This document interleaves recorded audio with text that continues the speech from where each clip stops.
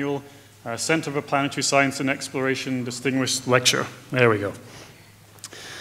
With MIT professor and a close friend of Western University, Dr. Sara Seager. My name is Gordon Osinski, and I'm the Deputy Director for CPSX. The center is really the hub for planetary science and exploration in Canada, not just Ontario, and it's a pleasure to welcome you here tonight. I would actually like to take this opportunity and to actually embarrass a few people, but to recognize the CPSX faculty in the room. If you'll please stand up. They're all at the front here. All of you, please stand up.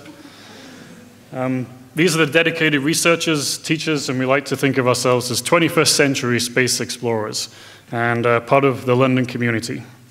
Thanks, guys.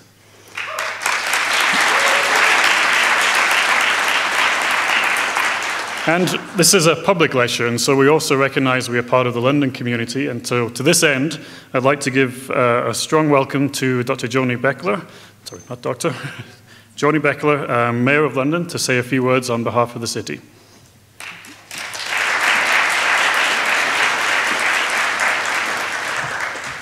I thought it was one of those convocations proceedings and I suddenly became a doctor. But anyway, good evening, ladies and gentlemen, and certainly boys and girls that are here today. It's certainly my honor and my privilege to be here on behalf of City Council and bring greetings. And I'm pleased to be here for a couple of reasons. You know, the university we often talk about is a small city within a big city, and this type of lecture series allows the community to come up to campus and get to explore and discover what we have here, because there's extraordinary talent at the university, and I'm mindful of the days when I attended here many years ago, but it's a great place to go to school, and it's a great place to return to as frequently as I can.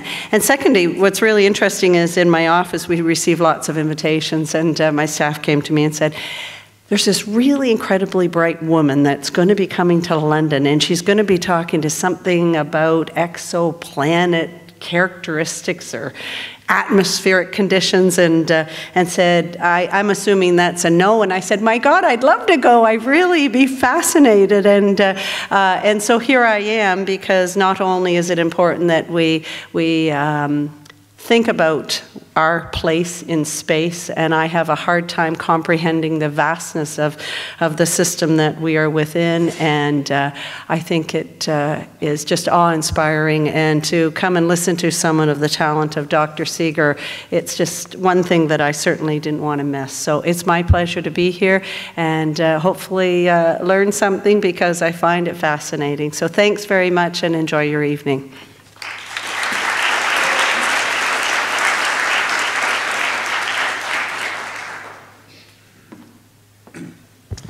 Thank you, Mayor, and now on to the main event. So it's, again, my absolute pleasure to welcome Dr. Sara Seager, an astrophysicist and planetary scientist, and is known as the astronomical Indiana Jones. She's named among Time magazine's most influential people in space, and she spent her career doing pioneering research in the vast and unknown world of exoplanets, planets that orbit stars other than our sun. She was actually born in Toronto, so she's Canadian. She earned her undergraduate from the University of Toronto, a PhD from Harvard University, and is now a professor of planetary science and a professor of physics at the Massachusetts Institute of Technology, MIT.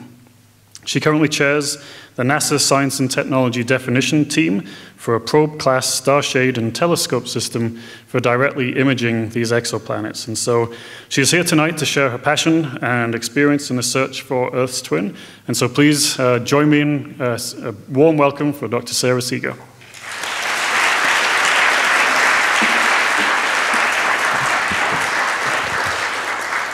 Good evening, everyone. Thanks for coming out to my talk. You look like a great audience. Well, I'm starting out with this photograph, a real photograph of a dark sky. And I'm curious about how many of you have been to a dark sky where you look up and you see so many stars. I know a bunch of you are astronomy enthusiasts, so that's great to see. Well, what I can tell you now, and I hope the next time you go out to a dark sky you'll think about this, but we now know, statistically speaking, that every star in the sky, every star in our Milky Way galaxy should have at least one planet. And just to back up and to make sure we're all on the same page, to remind you all that every star in the sky is a sun. And if our sun has planets, you might naturally expect all the other stars to have planets also. And I'm here to tell you a bit about some of those other planetary systems that we've discovered. In fact, we know of about 5,000 exoplanets. And we believe that, like I said, every star in our Milky Way galaxy has at least one planet. So just to build on what the mayor was saying, what that means is in our galaxy alone, we have about over 100 billion stars. So we have hundreds of billions of planets. But in our whole universe, we believe there are upwards of 100 billion galaxies. So we can't even hit, how many zeros do we have to add here? It's so many. And so the number of planets out there is just really, really amazing. But out of all those stars and all those planets out there, we're looking for essentially the so-called pale blue dot. Here's a real photograph of our Earth, a real picture of our Earth as seen from the Voyager 1 spacecraft at 4 billion miles away. And so this also puts things in perspective, because here on Earth, we're every day, very busy, working on our crazy busy lives. So it's sort of when you back up, that's it. That's how we appear to any other civilizations that may exist around nearby stars. We just appear as just a pale blue dot. So that's a lot to comprehend, and while you're mulling that over, here's what I'm going to be talking about. I'm going to be answering some of the questions that I get asked most often, and these are by everyone ranging from my colleagues to children to people I meet on the plane, just to people of all walks of life. First, people want to know what is an exoplanet, and then they want to know, well, when, and how will we find another planet like Earth? And when I answer all that, people want to know, the question I get asked absolutely the most often is, can we go there? It often has the giggle factor, so I was expecting you to laugh, but can we go there? And then I explain why we can't. I'll get there, and then they're like, well, why are we looking? And so I'm going to walk you through all of those questions, but before I get started, I'm going to actually show you a bit about some exoplanets we know about. And what I'm going to do is use this software called Eyes on Exoplanets. It's from NASA. It's educational, but it's very, very great. It's really great. I love this program. And you can all go home later, I hope. There's no homework here or anything, but you can go home and download it, actually, and look through it yourself. So what I'm going to do is I've launched the software. Okay, give me a second here. Let's see what it's going to do here. Oops. Okay, I got to reload it now. So. All right, so you download this and you can learn about Earth or the solar system. This one's called Eyes on Exoplanets, explore the planets around other stars in our galactic neighborhood. It's going to load it. It needs the internet to work for some reason, even though it's an 80 megabyte file you have to download. So what it's going to do is it's going to show us a map of the stars that are around us. And it starts with Earth here, and it's going to zoom out very rapidly, hundreds of thousands of miles from Earth. We're zooming out to these are real stars. We know their positions in the sky, and we know how fast they're moving. This is just showing you like a rotational view of where we are. So this is a distance of about 1,000 light years. Our sun would be at the center. And we're zooming out to show you that this is what we think our galaxy, the Milky Way, looks like. And it says here that we're finding planets mostly within this comparatively small region near our sun, within about 1,000 light years. And here, basically, the highlighted objects are the stars with known planets. And so what I thought I'd do is actually choose a few of my favorites to show you. And when you go and do this yourself later, because I'm sure you will, here you can choose the things that you want to see on here. So what I'm going to start is with, okay, I'll start with one of my favorites. Okay, search by name. So these have somewhat obscure names. HD 189733. It's like we used to call it like the telephone number. And so here, if I search for this particular planet, the software is going to take us to where that star is. And there you go. So HD 18, and see, it's showing you what the planet might look like orbiting the star. My favorite part about this, it says how long to travel here. If we wanted to go, stars are very far away. This one's 63 light years away. How long to travel here? It'll calculate it for us if we could travel at 60 miles per hour. 700 million years. Stars are far. Now, actually, in this case, it lets us see, jet, bullet train, light speed. If we knew how to travel at the speed of light, which we do not, 63 years. Okay, that's a little more reasonable. But probably the best feature of this is you can compare with our own solar system. So I want you to look at this. This planet, HD 189733, it's essentially a Jupiter-mass, Jupiter-sized planet. Okay, Jupiter is 11 times bigger than Earth. It's 300 times more massive than Earth. It's big. But look at its orbit compared to Mercury. This planet is actually 10 times closer to its star than Mercury is to our sun. And when planets like this were first discovered, astronomers honestly had no idea how or why there's a big giant planet so close to the star. Its orbital period, it takes only a few days to go around its star. These planets are heated to like 1,000 degrees. It's a bizarre system. But little did we know that the sort of bizarre worlds were only just being discovered. So the next one I'm going to take you to is Kepler 11. And you're going to like this one. It's a multiple planet system, and it has about 6 known planets around it. Now, zooming us out further, this particular star is further away. It's about 2,000 light years away. There, Kepler 11. Now look at all those planets. And this is a bit, I don't know to you, but like in a schematic, reminiscent of our solar system. There's a number of planets, they're all orbiting. But if we compare it to our own solar system, what we see is that we call this a compact multiple planet system. Again, here's Venus's orbit. And what this planet has, instead of like our solar system, we have Mercury, Venus, Mars, Earth, Mars. This all interior to Venus, it has 6 planets.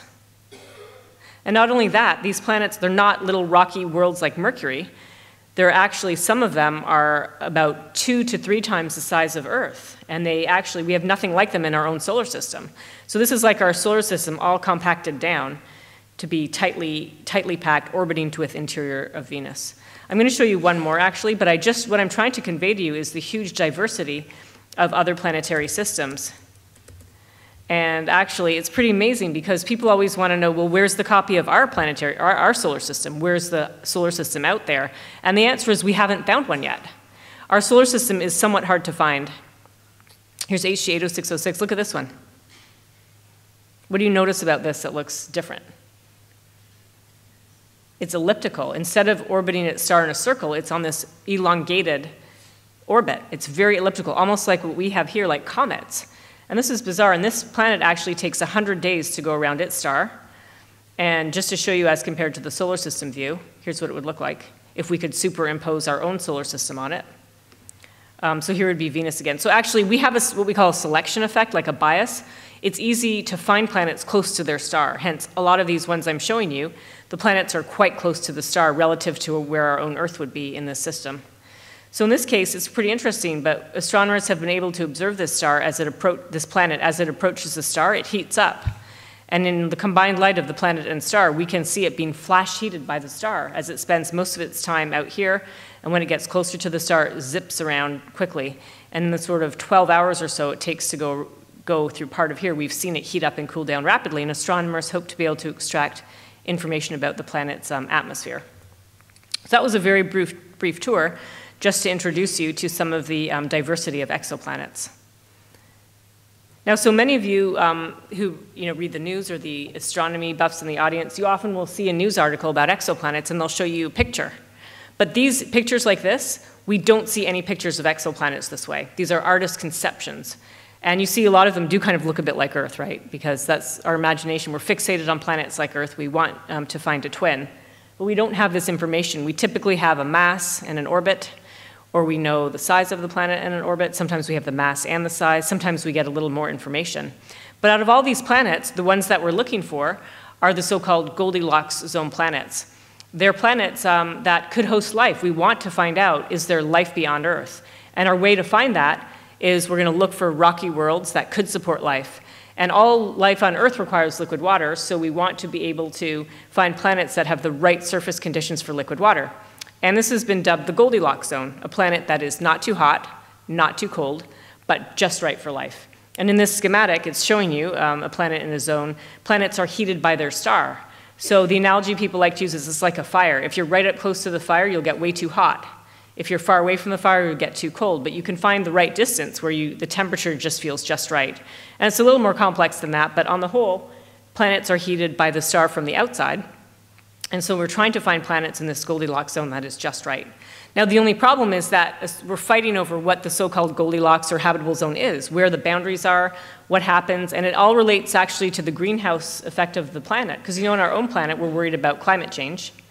And when you look at the numbers, we worry about things like parts per million of carbon dioxide being added to the atmosphere. The funny thing was, this morning I was reading the newspaper. It was the National Post, actually, and it had this article about how Canada wasn't meeting its emissions promises. So, we're all worried about that, but this is at the level of parts per million.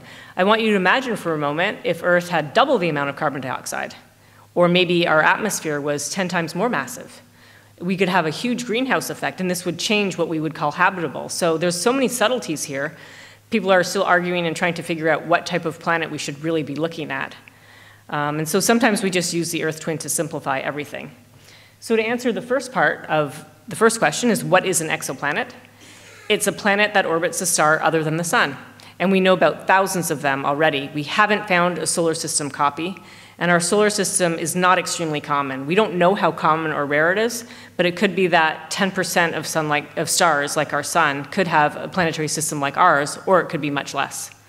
And thousands of exoplanets are known to exist, and we expect that nearly every star has a planetary system.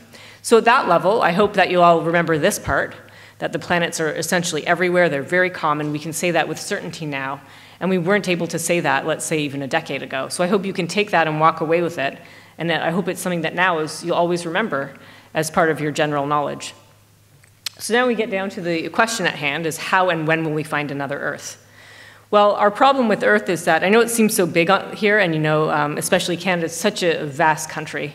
It's hard to imagine that our Earth actually, in terms of the whole cosmos, it's so tiny, it's so small and so faint. And our Earth really, around a nearby star, it's not fainter than the faintest galaxies ever observed by the Hubble Space Telescope.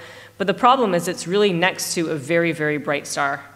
And the analogy we like to use, that looking for Earth next to a sun, like our star, would be like looking for a firefly right in the glare of a searchlight, when that firefly and searchlight is a few thousand kilometers away. That's like asking you to build a telescope here and to look over to UBC, University of British Columbia. And I mean, the curvature of the Earth would be a problem, right? But aside from that, you would have to look at a searchlight. Okay, so first of all, you'd have to be able to see the searchlight. Then you'd have to be able to see a firefly right next to it. It's a very hard problem. And this picture I really love because National Geographic, who they often write articles about exoplanets, they tried to capture this in a photograph. And I was consulting for them about a decade ago, and my job was to tell them like how realistic was their artwork and photographs. And they wanted to capture this firefly next to the searchlight. And so the first thing they did was they actually rented the searchlights and put them in a field. And they took a picture. And the thing I didn't like, that the astronomers in the audience will know, that you see on the left side, the searchlights all clustered together like that. We do never see stars like that. Many stars come in binaries or triples or quadruples, but they're not all stuck like that. So that I didn't like that. But apparently they weren't listening to me, right? Because it still showed up in the magazine. But the funny thing was they couldn't take the picture of the firefly and the searchlight because the dynamic range of like your camera just can't handle it. And when I come to Canada and give this talk, it's good because you'll understand. It's like, when you take a picture in the snow and how it's like they're all washed out or it's all dark? Because your camera can't handle the so-called dynamic range. It can't handle very bright things and very faint things all together. And essentially that's our problem. We can't see the planet because we can't get that contrast. It's quite hard. And if there's time, I'll come at the end of my talk and talk about this. But what happened was the National Geographic photographers, and they're all very clever and creative, they came back and they were so excited. You can actually see that sort of at the end of the story. They had to fake the firefly. They couldn't photograph the firefly, but they came back and they showed a firefly, like where this arrow is, in front of the searchlight. They showed it blocking out light, and they said, look, we can take this picture with the firefly in front of the searchlight blocking out light. We can't take it beside it. And the reason this was so cool was because there is, in fact, a planet finding technique that deals with the planet in front of the star. Because you never see the planet directly, you only see the effect of it blocking out some starlight. And this was amazing to me that just the photographers could discover essentially this planet finding technique on their own. We call it transiting, search for transits. And just to put things in perspective, the so-called trying to find the firefly next to the searchlight analogy, we call it direct imaging, seeing the reflected light of the planet directly. That is a 1 in 10 billion problem. And in that case, what I mean by that is that Earth is 10 billion times fainter than the sun. We'd have to block out the light. That's a very hard thing to do, to make a measurement to 10 decimal places. But if Earth goes in front of the star, then the measurement is only 1 part in 10,000. And for a moment, if we measure a big Earth transiting a small star, now it's only 1 part in 1,000. And those numbers actually are much more manageable for any measurements. But I want to explain to you what I mean by a transiting planet. And you can see here a picture, like just a sketch of a sun-like star. And just to tell you, we don't see any stars like this other than our sun. This is just so you can see the star and what the transit is. What we do is we make the measurement shown here at the bottom, where we can measure the brightness of the star as a function of time. And this is going to show you what we actually see. So do you see the planet going in front of the star? It's so tiny, it's supposed to represent Earth size compared to a sun-sized star. Now do you see in the bottom what's happening on the graph? Just measuring the brightness of the star as a function of time, the starlight drops by a tiny amount, by 1 part in 10,000 for an Earth and sun, and then it actually goes back to normal. And the little squiggles in the line, they're just there because it's not perfect. You can't make a perfect measurement, and the star itself may have star spots and things like that. So what's so amazing about this technique is thousands of planets have been found this way. And for each one of these so-called squiggly line science, actually, it takes many hours, hundreds of hours, to verify that this was caused by a planet and not by another phenomena, such as eclipsing binary stars. So I hope you can get this concept, because it's sort of central to how we're going to find Earth 2.0. We're going to look for a transiting planet. And actually, just to show you, some people would call this like a family portrait. But here, it's showing you that there's all sorts of different curves. See how each of these light curves is different from the next one? And I could actually, if I could fit it on the screen, I could show you 1,000 of these. They're all different. And you can, not all so different, but quite different from each other. And you can see what they're doing here is on these transit light curves, they can extract how big this planet is compared to the star and where across the star disk it's transiting. So transiting planets are a big thing in exoplanets. It's our current favorite way to find planets. And so what I'm trying to tell you now is that we can't find our true Earth twin, our Earth around the sun. It's too hard to do right now. So instead what we're doing is taking a shortcut. We're trying to use the most favorable technique, and we're trying to do it in a way that works the best. So how that will work, I know it's almost going to sound like we're cheating a little here. I kind of feel like we're cheating by telling you the story, but we're going to try to use the transiting technique around small stars. Here's a star like our sun, just for yellow and a certain size, 1 solar mass. In comparison, I just want you to know there's a lot of different types of stars out there. There's some big stars, blue-white supergiants, 150 times the mass of the sun. Look how big this star is, a big red giant. Very old stars, they've evolved over time. Now look, here's a very small star, red dwarf star. So there's all types of stars, but I want you to take a look at the planet there. Do you see the little circle I've put there? And now the question is, does it look like I've put a bigger one around the small stars? I just want you to see if the planet, that little tiny dot that's supposed to be about Earth size compared to the sun, does it look bigger around the small star? Yes, I know, and you know what, it's not. I couldn't figure that out either, because I just cut and paste. It didn't change the size. Okay, I can have the light back, thanks.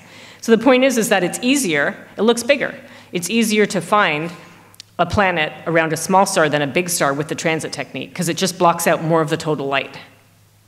So what we're doing in this search for Earths, okay, there's one more point. So overall, combining the most favorable planet finding technique for small planets with the most favorable star type.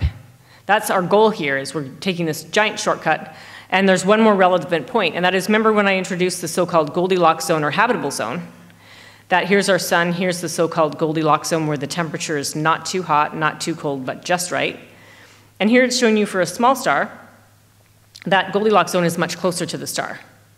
So a planet that would be the right temperature for life is much closer to the star. Again, like with the fire analogy, that the energy of a small star is much smaller than a bigger star. It has less energy output.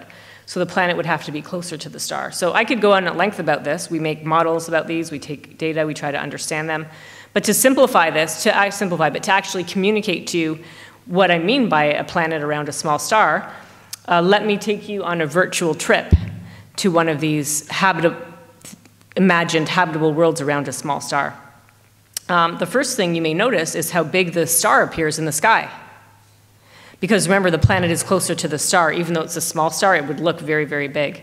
And this artist here has shown other planets in the same system that would, one appears to be transiting. There's one that looks like a moon, and the artist has used an artist license to make the beautifully colored sky. But one thing about this planet is because it is so close to the star, tides the star and planet tides actually make the planet in this end state we call tidally locked, where the planet would show the same face to the star at all times, just like the moon does to Earth.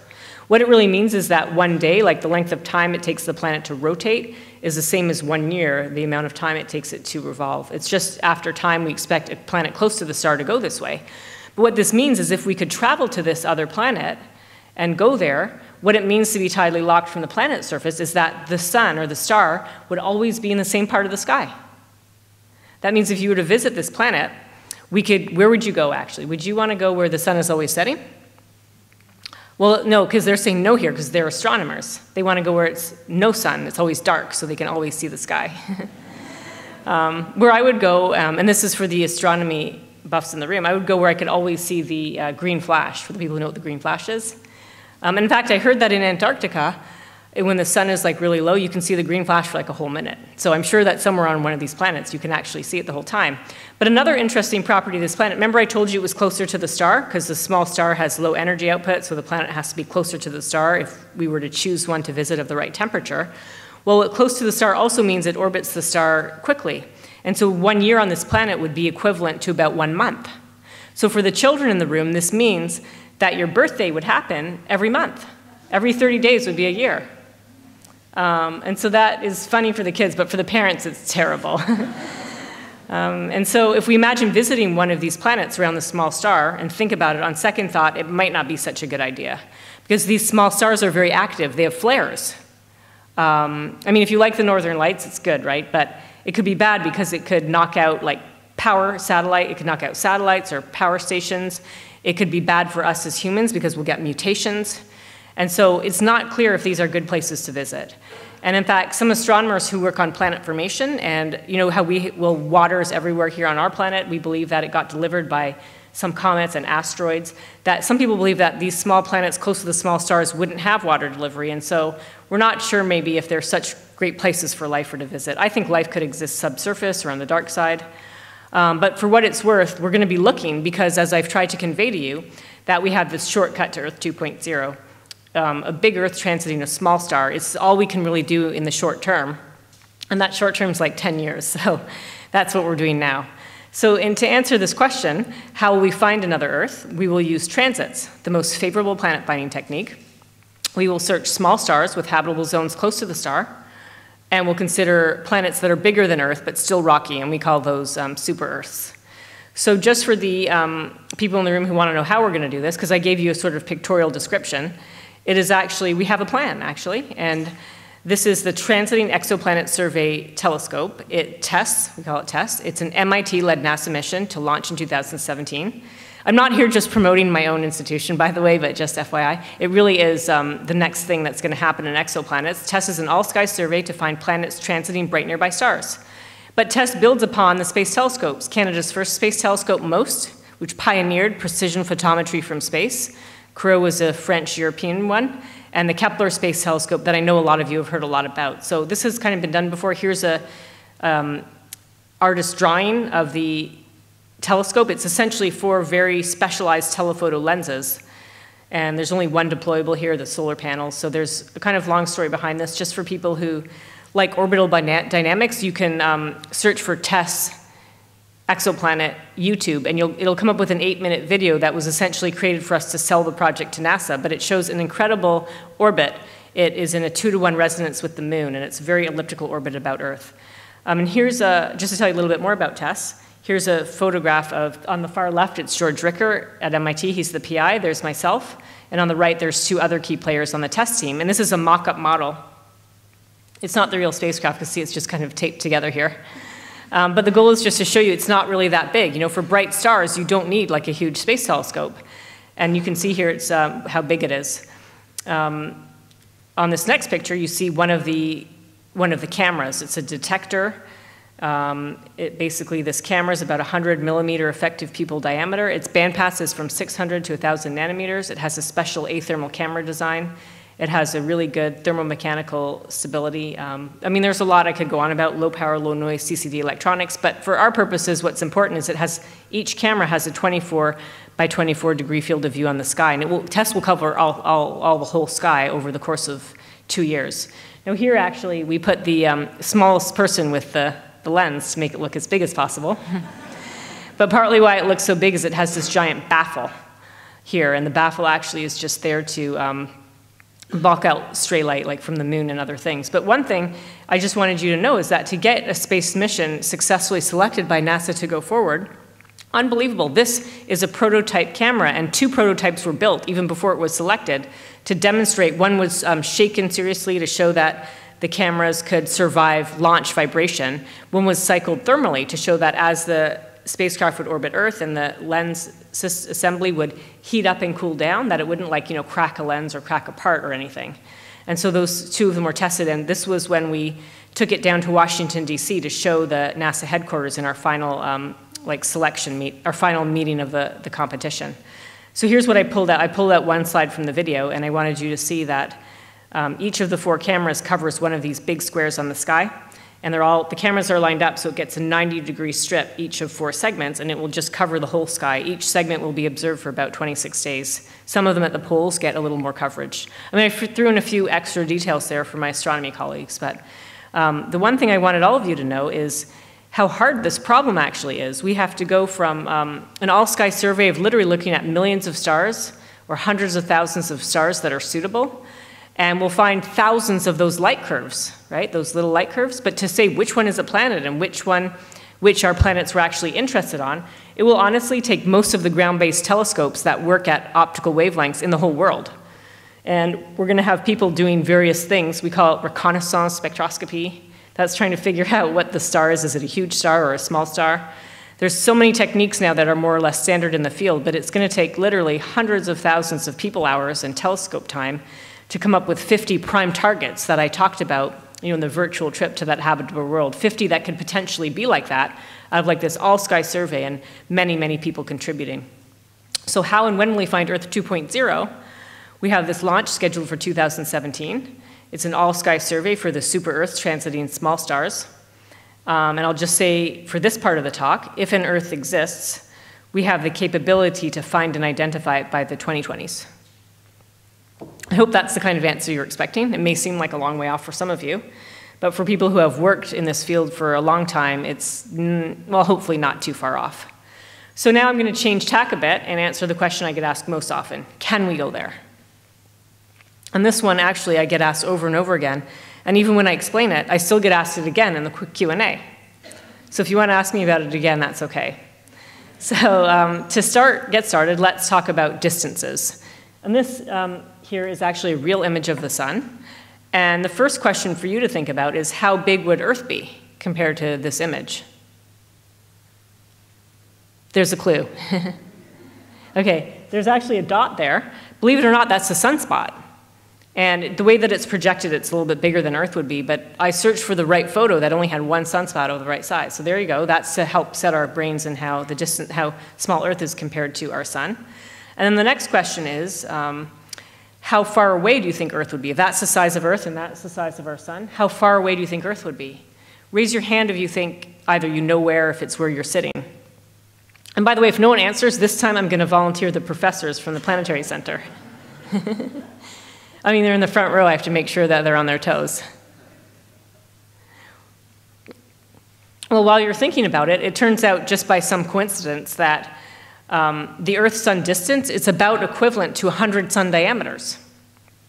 So you could, think like, the campus better than I do, but if you could stack 100 of those side by side, maybe someone wants to call out where they think it would be, what building or street. Past the hospital. Okay, I don't know because I'm not so familiar with the geography, but it's 100 of those. So it's kind of far. So I'm just trying to convey to you how space is kind of empty. Now let's talk about if this were the size of our sun, where would the next star be, the nearest star? No, I actually haven't worked it out, so it would take us a while to figure out what that number is. But you know what we do when the sun is projected on the screen? This is a little bigger than normally. It's very convenient here because it's actually about as far away as Vancouver. It's like as far as we can go, in Canada. And so that's kind of interesting. So if this is the size of the star, it's probably actually a little farther, but I'm just trying to convey to you in an approximate way how the space between stars is just so huge. And so can we get to the nearest star? Well, we have the Voyager 1 spacecraft, has passed our solar system. It's going very fast, 20 kilometers a second. Not 20 kilometers an hour, 20 kilometers a second. And at that speed, it would still take over 70,000 years to reach the nearest star, even if it was headed in the right direction. So it's very far away.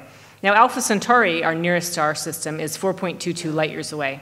And you know, the thing is, over the years, I love to talk about this example because people love to think, but usually the audience is so much more skeptical than you are. So I'm not sure if you're representative like a sea change, but I'll tell you one thing is that there are a number of people here on this planet in North America who believe that we'll find a way to travel like at a tenth the speed of light, even maybe within our lifetimes, and that in the more distant future, we may have a way to get to a half the speed of light even.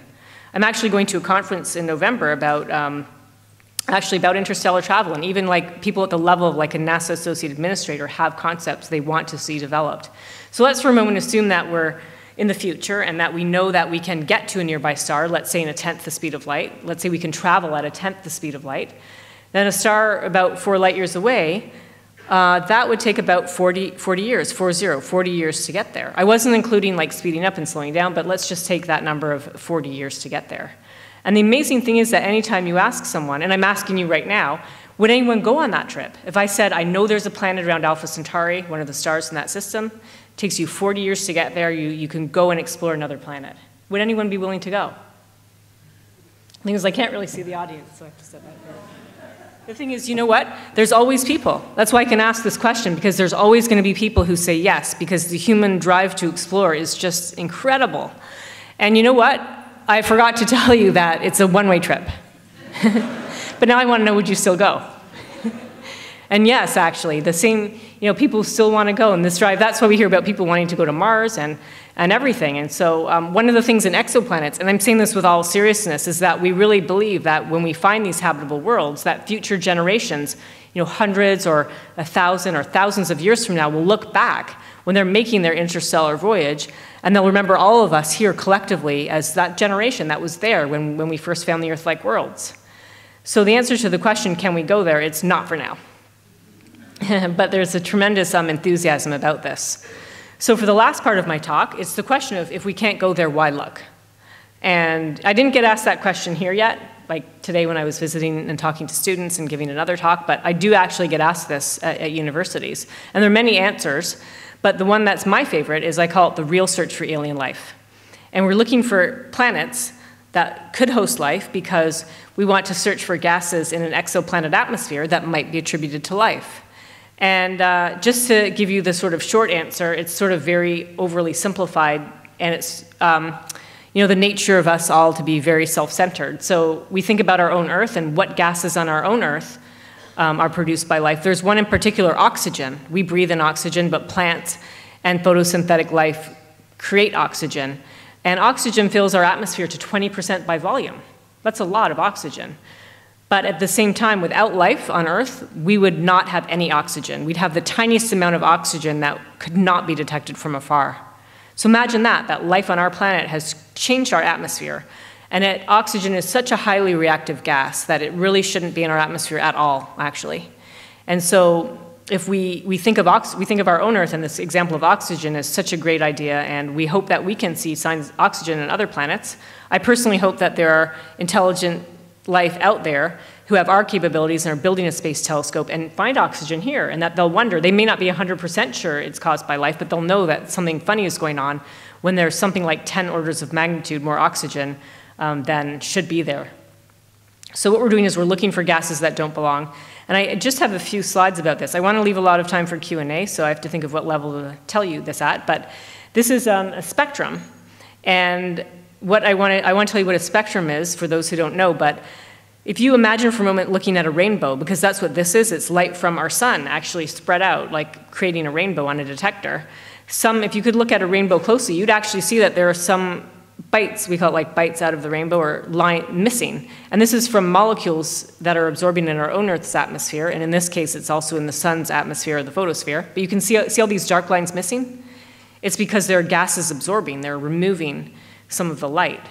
And so actually, we call this spectroscopy, and spectra are required to identify a planet as Earth-like. For example, Earth and Venus are about the same size, they're about the same mass. From far away, they could look like to be the same planet. We wouldn't know which one of them had life on it unless we could look at the atmosphere. And I've copied this term now from other public talks I've heard, and we call it squiggly line science. And what it means that if we could take this spectra and translate it into intensity, that means like, are some of these really dark? Is this really a totally is there really no light here? Is there a tiny amount? Do you see how some of these edges are, I don't know if you can see they're a bit faded.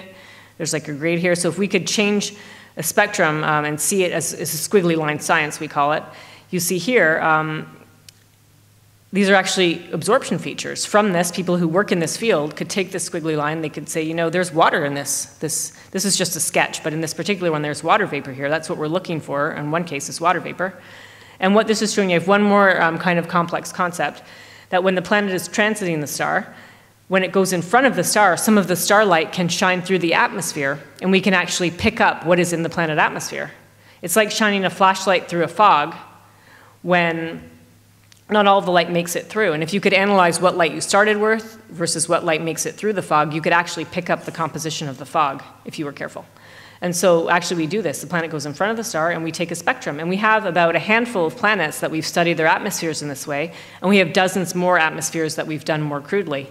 And here I've got a picture of the James Webb Space Telescope. For anyone who hasn't heard of the James Webb, it is what we call, it used to be called the Next Generation Space Telescope, meaning after Hubble. It's like the Hubble Space Telescope, but it works at a different wavelength. It's much bigger.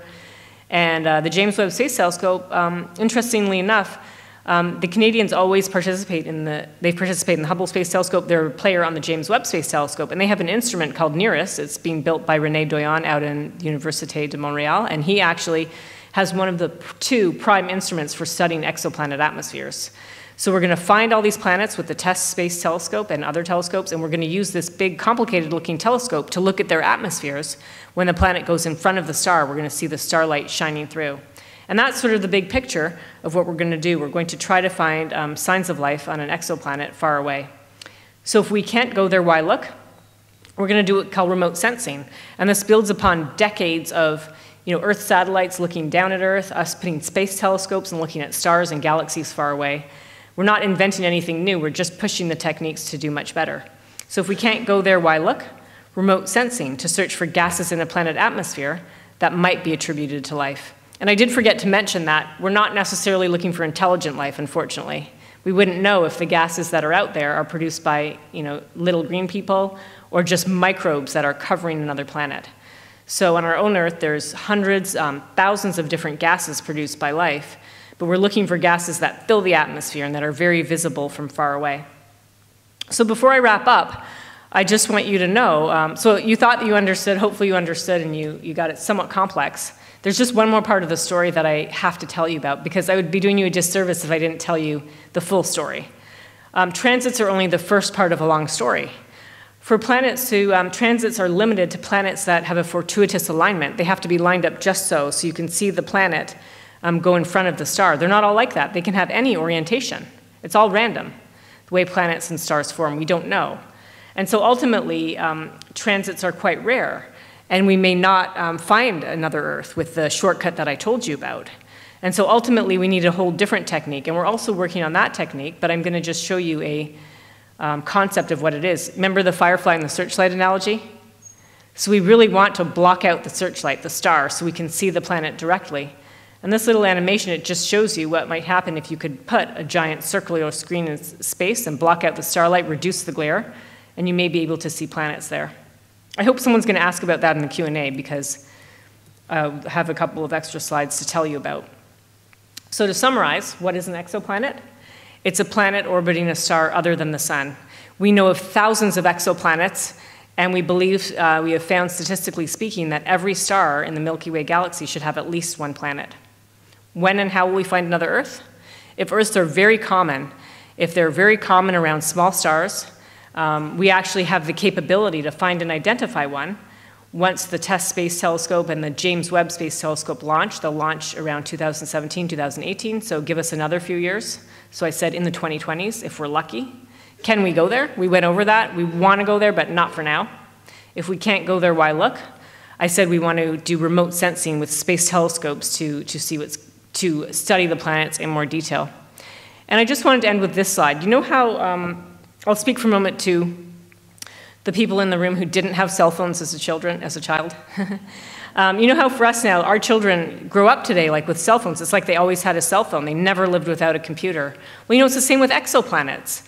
When people today, even actually 10 years ago, become sort of aware of the world around them, it's like, yeah, there's exoplanets. For some people, it's brand new, but for others, we'll meet people, in their 20s now, who when they sort of figured out the world around them, yeah, exoplanets were a known fact.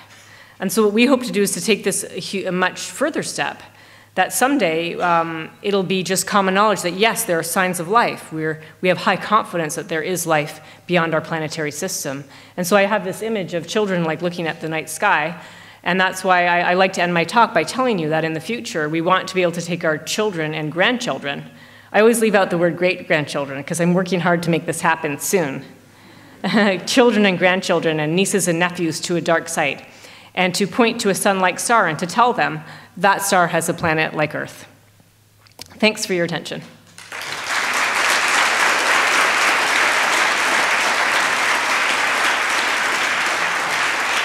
Okay. So we have time for questions. The question is, once we have Earth, why can't we focus our radio telescopes and search for intelligent signals? And the answer is yes, we are doing that. Not me personally, but the community already. The candidates we have from the Kepler Space Telescope, small planets around stars, they're definitely focusing their efforts listening in there. Now, we don't know if there's intelligent life or if they're broadcasting to us, because FYI, we're not broadcasting to any other planet we have found yet. But yeah, people are definitely going to focus the efforts of the search for intelligent life on the planet candidates that we find.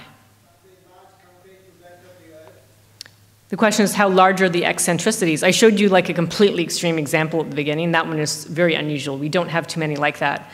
Let's see, if I have to just recall what's going on, I'd say most of them we find a lot of eccentric planets, surprisingly, of eccentricities like 0.1, 0.2, 0.3, 0.4. We don't see a whole lot at the high end, but yeah, they seem to be eccentric. And there are also ones that are not eccentric, but there's a whole range.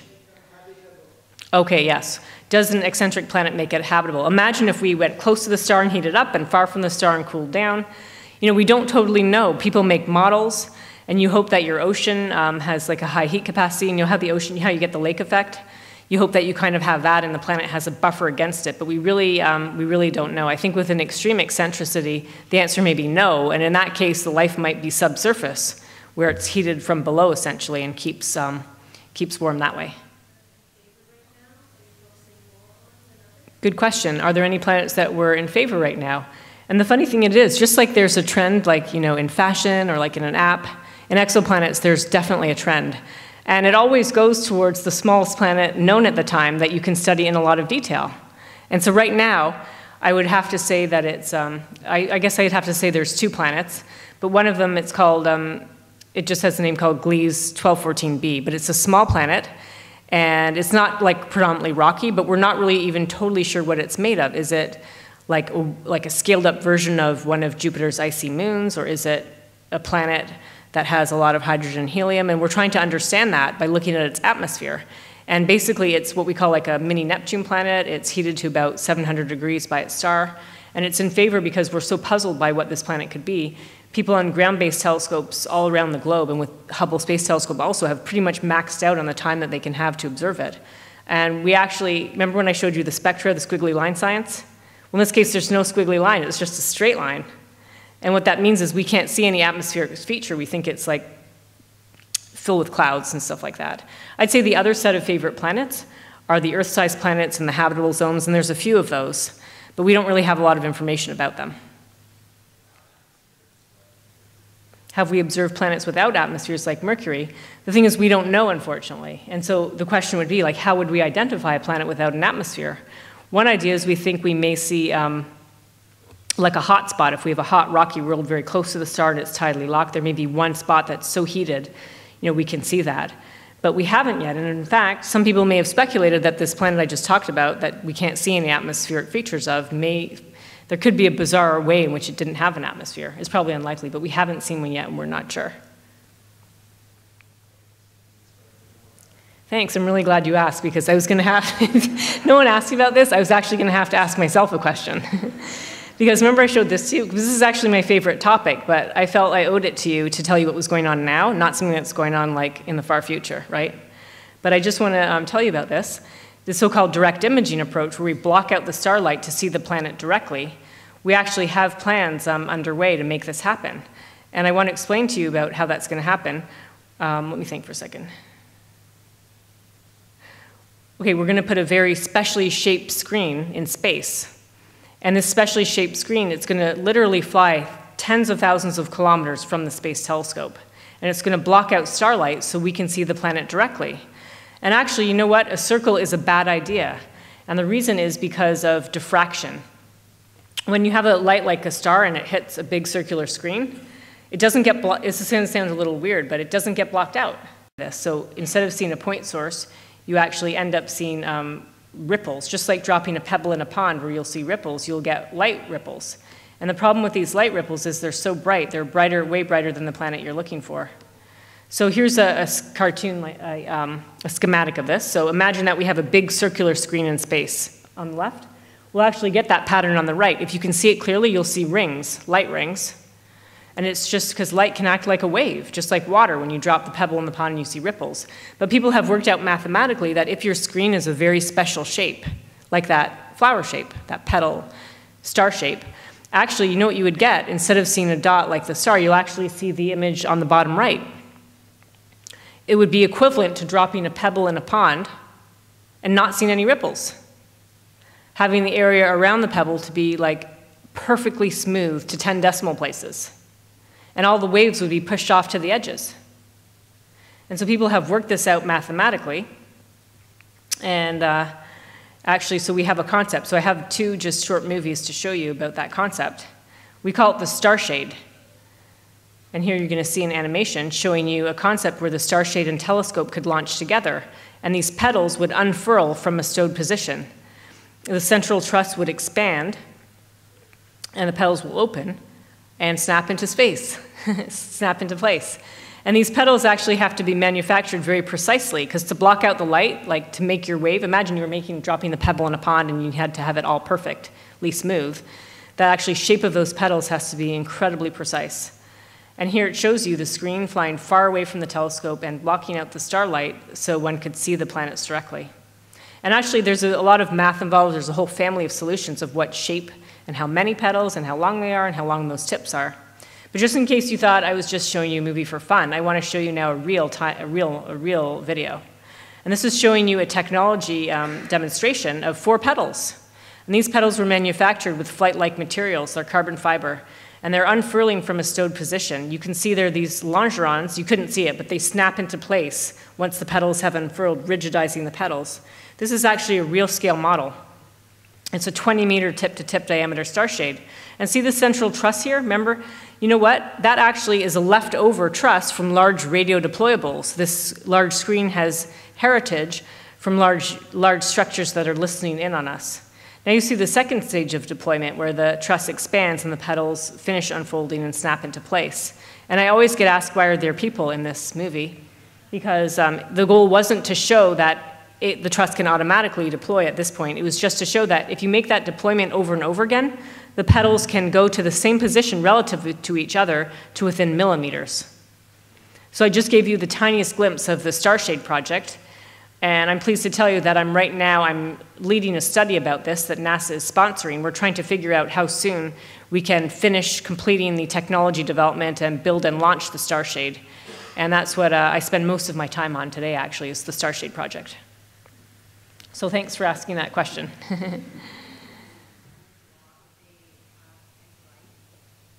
The question is, do planets orbiting red dwarf stars that are tidally locked, do I think they have life? So I'll take that a little further and say, imagine if a planet is only heated on one side.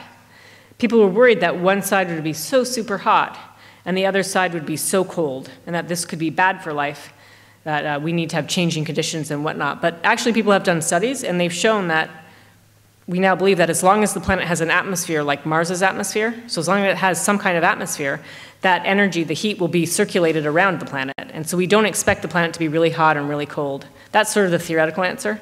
But I'll tell you what the observational astronomers say, people who use telescopes and go out there and search. We're going to search no matter what. And so whether we think or don't think it could be good for life or could be bad for life, we don't have like an infinite, even though there are all those stars out there and all those galaxies, we can only see, remember, the very nearest stars for planets. We can only search around the very nearest stars, so we're going to look no matter what. How do those zones around binary star systems? Okay, great question.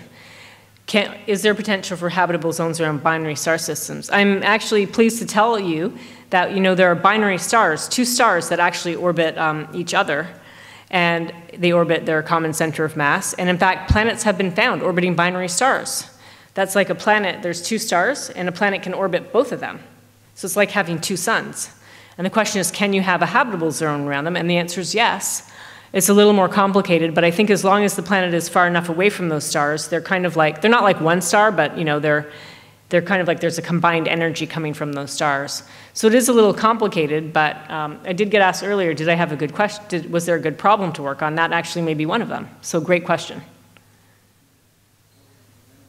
Well, we have a great question here, and that is, what about the search for life in our own solar system? Because the hope is that if we ever find any life anywhere, then we think that if life could originate in 2 separate places, surely it can originate in many, many, many places. And so the search for life in our solar system is one we're just thrilled with, and the question got asked about several bodies of interest. Mars is one of them.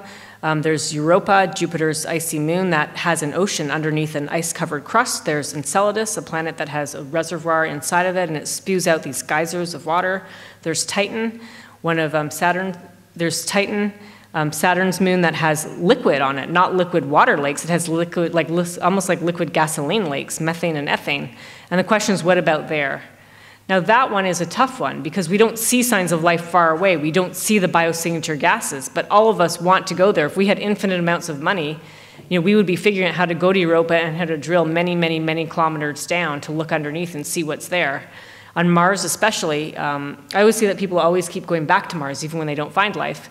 There's still some hope that there are these subsurface pockets on Mars that may be warm enough and may have liquid water, and we could find life there. So I don't know, actually. I don't know if there's life in our solar system. I hope that over a decade, over time, we're able to go to each of these bodies and look there.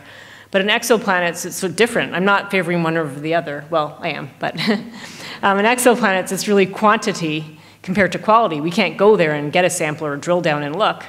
But it may actually be easier just to cover a lot of territory in the case that life is not, showing up everywhere. But it's a great question, and I hope that all of you can go and, read more about the search for life in our own solar system. There's a lot of bodies that we think have liquid water. Thank you, and with that, I'd like to... Thank you. Thanks, everyone.